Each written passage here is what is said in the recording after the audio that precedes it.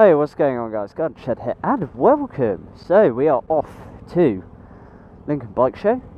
We have Kat, Sue, Bex88, a chap called I can't remember, and Keith, Mad Monk. So I think I'm the only one that's braved it with leathers. Oh no, Bex has, because Bex doesn't actually own a pair of waterproofs.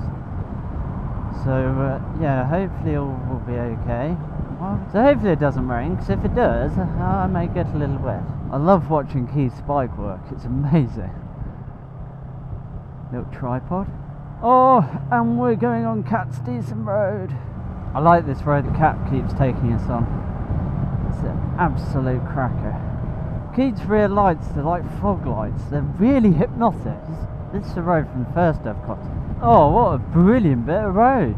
Cat seems to know, like, amazing roads pretty much around the whole of the East Midlands.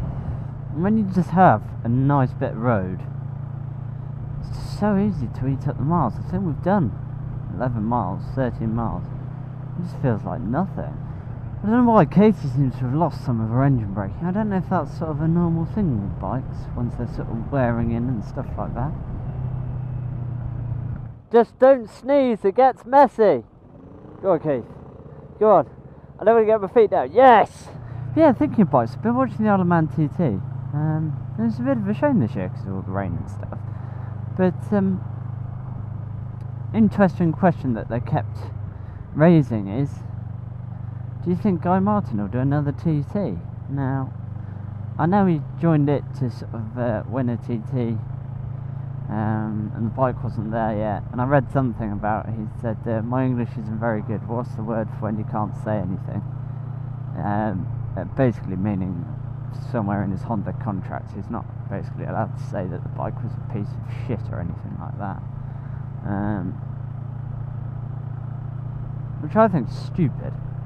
Because you should be allowed to say genuinely what is going on, freedom of speech, but there's normally in your contracts you're not allowed to badmouth your employer and stuff like that. But just wondering, you know, he's got spat off at, what was it, about 130, 140-ish. Just be interesting to see what what people think in terms of do you think he'll do another TT? You know, he's got lots going on. He's a busy chap, isn't he? But I saw an interview and he's like, well, he came back from the TT, didn't seem to really enjoy it as much. Do you reckon the person that named this place was drunk? Boothby Gaffo? I think it just lost it.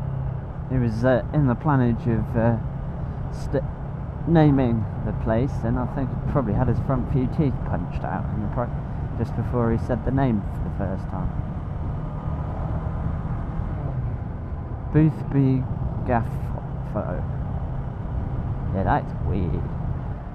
So I went on the Supercar day yesterday, and I was planning on doing a video of it. You know, Garden Shed drives a Lamborghini, Garden Shed drives an Ariel Atom. Well, we had a couple of problems, in the sense that I jumped in the Ariel Atom, and it turned out I'm actually a little bit too short to drive it. I couldn't reach the pedals, and I don't think you can adjust the seat without a spanner.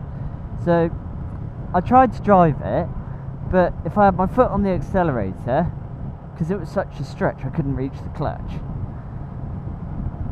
So yeah, it didn't go overly well. It's a bit of a shame.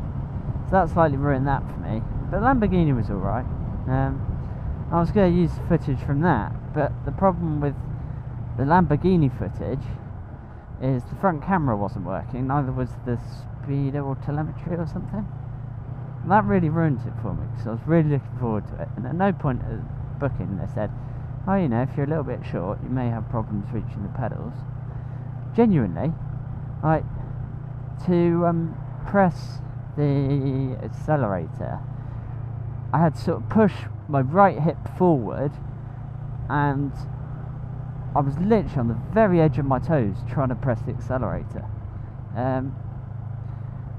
So I didn't get it to go very fast, which was a real shame, because I couldn't drive it fast. And the Lamborghini, the front camera that shows track wasn't working, so I haven't really got any video content from that. I'll try and mash together something. I'll do a video of trying to drive an aerial atom when you can't reach the pedals. But then, it's very scenic. Oh yeah, up there's scenic. This bit's a shithole.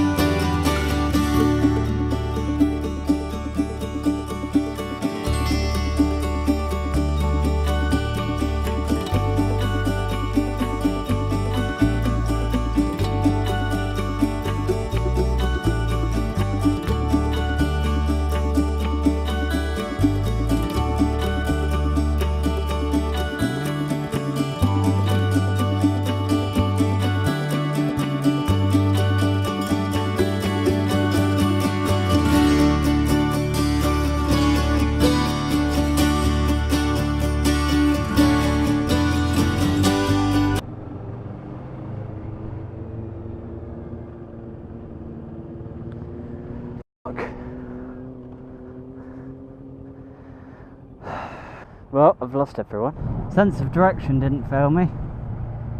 I don't know why, I've always been alright. Sense of direction wise. I knew we came in a road that led straight. We looked straight up at the cathedral. Okay, we're probably not on exactly the same road, but I know which.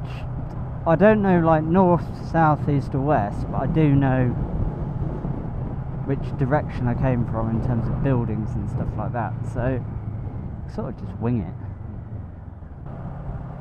Yeah, so I sort of know I can navigate through a city, because as I come in I've sort of noticed random things and just made note of where they are and which way I came in and stuff. So I knew I was heading in the right direction out of Lincoln. I didn't know I was on the right road though, if that makes sense. But If in doubt, just keep heading in that direction until I see a sign for somewhere I do know. And if you head south from Lincoln, you're going to end up in Peterborough. I know where Peterborough is, okay, that's miles away from where I want to be, but I don't get lost, I just get waylaid.